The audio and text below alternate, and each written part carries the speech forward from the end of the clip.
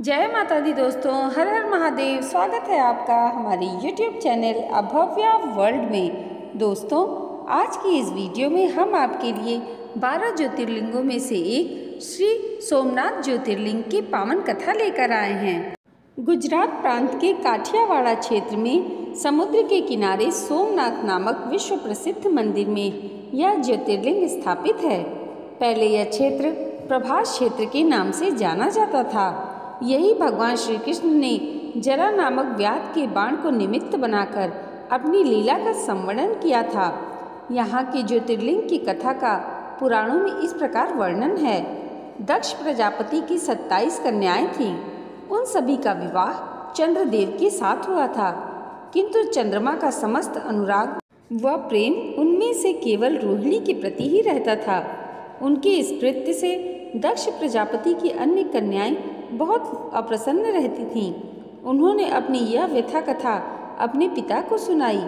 दक्ष प्रजापति ने इसके लिए चंद्रदेव को अनेक प्रकार से समझाया, किंतु रोहिणी के वशीभूत उनके हृदय पर इसका कोई प्रभाव नहीं पड़ा। अंततः दक्ष ने क्रुद्ध होकर उन्हें क्षयग्रस्त होने का श्राप दे दिया। इस श्राप के कारण चंद्रदेव तत्काल क्षयग्रस्त हो गए। उनके क्षयग्रस्त होते ही पृथ्वी पर सुधा, शीतलता, वर्षण का उनका सारा कार्य रुक गया। चारों ओर त्राहि त्राहि मच गई। चंद्रमा भी बहुत दुखी और चिंतित थे। उनकी प्रार्थना सुनकर इंद्रादि देवता तथा वशिष्ठ आदि ऋषिगण उनके उद्धार के लिए पितामह ब्रह्मा जी के पास गए। सारी बातों को सुनकर ब्रह्मा जी ने कहा, चंद्रमा, अपने शाप विमोचन के लिए अन्य देवों के साथ पवित्र प्रभास क्षेत्र में जाकर मृत्युंजय भगवान शिव की आराधना करें। उनकी कृपा से अवश्य ही इनका शाप नष्ट हो जाएगा और ये रोग मुक्त हो जाएंगे। उनके कथनानुसार चंद्रदेव ने मृत्युंजय भगवान की आराधना का सारा कार्य पूरा किया। उन्होंने घोर तपस्या करते हुए 10 करोड़ बार मृत्युंजय मंत्र का जप किया। इससे प्रसन्न होकर मृत्युंजय भगवान शिव ने उन्हें अमृत का वर प्रदान किया।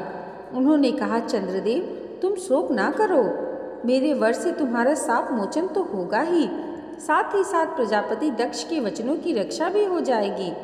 कृष्ण पक्ष में प्रतिदिन तुम्हारा एक एक कला क्षीण होगी, किंतु पुनः शुक्ल में उसी क्रम में तुम्हारी एक एक कला बढ़ जाया करेगी। इस प्रकार प्रत्येक पूर्णिमा को तुम्हें पूर्ण चंद्रत्व प्राप्त होगा। चंद्रमा को मिलने वाले इस वरदान से सारों लोगों के प्राणी प्रसन्न हो गए। सुधाकर चंद्रदेव पुनः 10 दिशाओं में सुधा वर्षण का कार्य पूर्ववत करने लगे।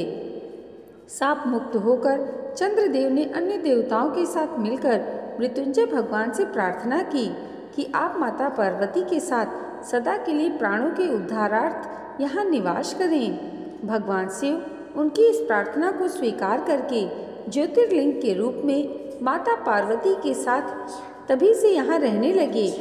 पावन प्रभास क्षेत्र में स्थित इस सोमनाथ ज्योतिर्लिंग की महिमा महाभारत, श्रीमद् भागवत गीता तथा स्कंद पुराण में विस्तार से बताई गई है। चंद्रमा का एक नाम सोम भी है। उन्होंने भगवान शिव को ही अपना नाथ स्वामी मानकर यहाँ तपस्या की थी। अतः इस ज्योतिर्लिंग को सोमनाथ कहा जाता है।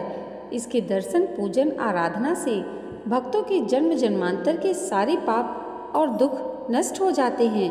वे भगवान शिव और माता पार्वती की अक्षय कृपा का पात्र बन जाते हैं। मोक्ष का मार्ग उनके लिए सहज ही सुलभ हो जाता है।